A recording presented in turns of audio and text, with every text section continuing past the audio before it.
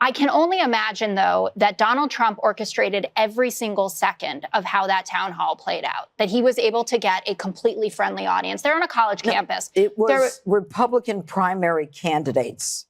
Sorry, Republican primary voters. Right. They didn't even have an undecided voter, though. They didn't throw in an independent or someone who said, I voted for you in 2016, but I didn't in 2020 because of XYZ reason. How are you going to win back my vote? It was a fan boy and girl session the entire time.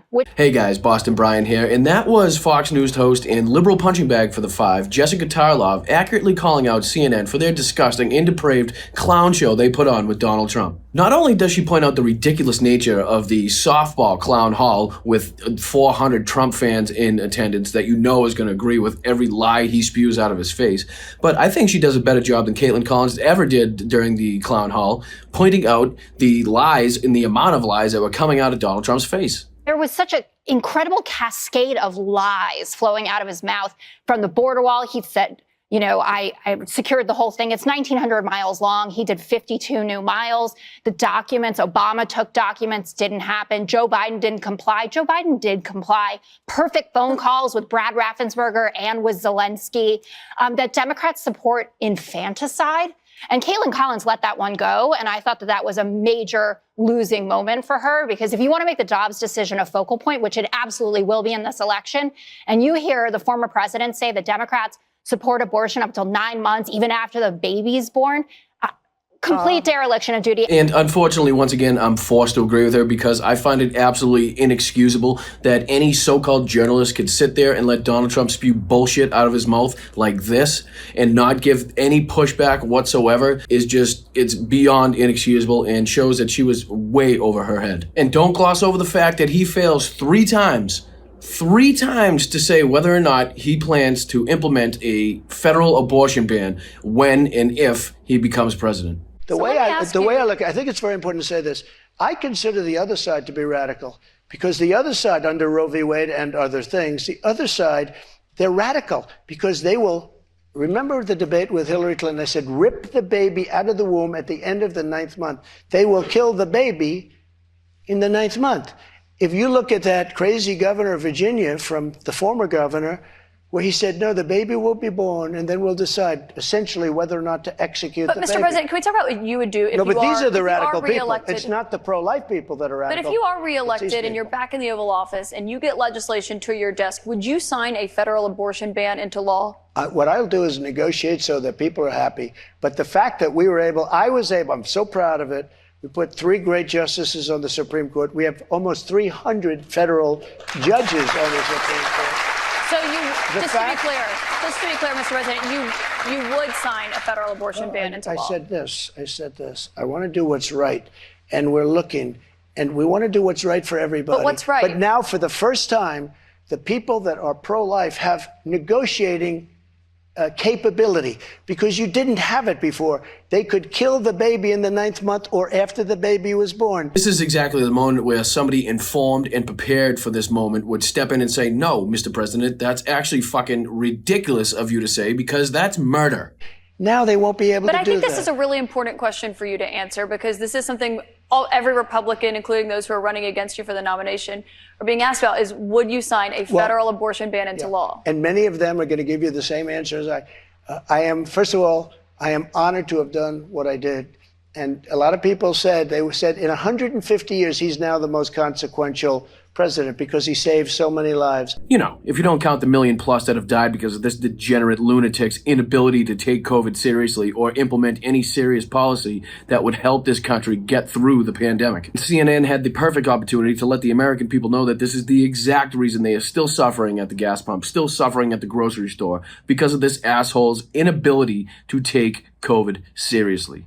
And because of what I've done, we now have a great negotiating ability. That's what I do in life. I negotiate. Oh, it's amazing you still find time for negotiating between sexually assaulting women and grifting your fan base out of every dollar that they have. And here she is again, accurately depicting for Fox News viewers what can only be described as one of the most shameful, one of the most disgusting, one of the most dangerous moments in television history, when the day after Donald Trump is credibly found liable for sexual assault against E. Jean Carroll and order to pay $5 million, CNN allows him the airtime to go on and not only ridicule her, but tell some bogus story about it's her fault, which after actually committing the assault is the next worst thing you can do as a man, is to then blame the woman for her experiences that you committed upon her. And you can tell Judge Pinot Grigio isn't too happy about this one. And I'm assuming Greg Gutfeld isn't too happy, but they forgot his booster seat apparently, so I can't see him, so I don't know. On the day after he gets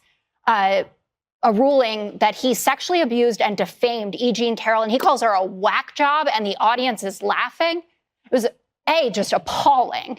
And I think that's what a lot of the commentators who were on afterwards were reflecting on. But you're the network that fired Don Lemon for misogyny.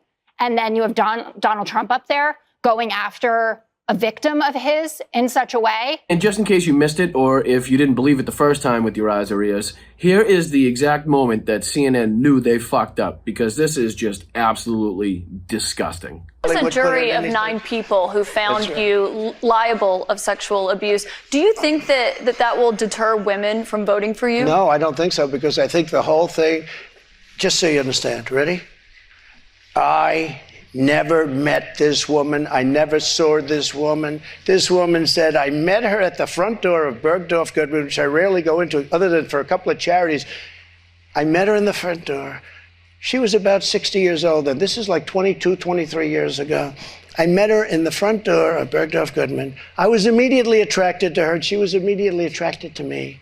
And we had this great chemistry. We're walking into a crowded department store. We had this great chemistry, and a few minutes later, we end up in a room, a dressing room of Bergdorf Goodman, right near the cash register. And then she found out there were locks on the door. So she said, I found one that was open. She found one. She learned this at trial. She found one that was open. What kind of a woman meets somebody and brings them up, and within minutes, you're playing hanky-panky in a dressing room, okay? I have no idea who the hell, she's a Mr. whack President, job. you did not testify in person in this trial. There was a tape deposition of you from October in it. You defended the comments that you made on that Access Hollywood tape about being able to grab women how you want. Do you stand by those comments? I said, if you're famous and rich or whatever I said, but I said, if you're a star, you are, and I said, women let you. I didn't say you grab. I said women let. You even have Tucker Carlson Jr., a.k.a. Jesse Waters, calling out the fact that CNN catered to Donald Trump so much that they set up basically a Trump rally in New Hampshire to let the guy come spew his bullshit. Of course, he has to add a dose of misogyny to his take because, well, he's Tucker Carlson Jr. Dana is right. This is the perfect format for Donald Trump. Yep. You're going to put President Trump live in the middle of a little arena, surrounded by fans, up against a 30-year-old CNN anchor? Oh, my God. I mean, that was not fair last night. That's what everybody wants to see. The media only works in a mob. And if CNN breaks, then Trump just broke them. And CNN helped them break it. And then at the end, he called her nasty, and that was the best part. Luckily, the Democrat Party is still the party of sanity, so we did have people step up and speak out on this, and the majority of the country still recognizes this for the craziness that it is. Even had people like Hakeem Jeffries, the minority leader of the House of Representatives, saying things like this. Well, it would be a very dangerous, devastating, and destructive thing if Donald Trump got anywhere close to 1600 Pennsylvania Avenue.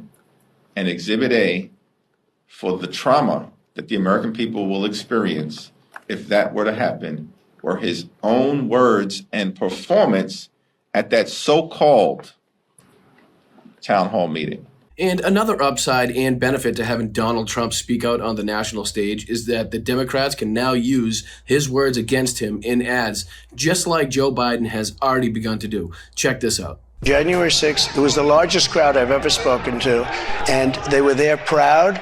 They were there with love in their heart. That was an unbelievable, and it was a beautiful day, and it was a beautiful day. It also perfectly sets up Joe Biden for ads like this. We should grow the economy from the middle out and the bottom up, not the top down. Getting rid of Roe v. Wade was an incredible thing. I was able to do it, and I was very honored to do it. The past 2 years, we've created a record 12.7 million new jobs. January 6th, it was the largest crowd I've ever spoken to. They were there with love in their heart. That was an unbelievable, and it was a beautiful day. The price of insulin went from $400, $500, $600 a month down to $35 a month. They saved the government $160 billion. It was a rigged election. We had a rigged election. I thought it was a rigged election. The election was rigged. That election was rigged. Although ads like these are good and will be helpful, I think it's easy to see that a lot more damage has come and will come from this situation than will outweigh the benefits.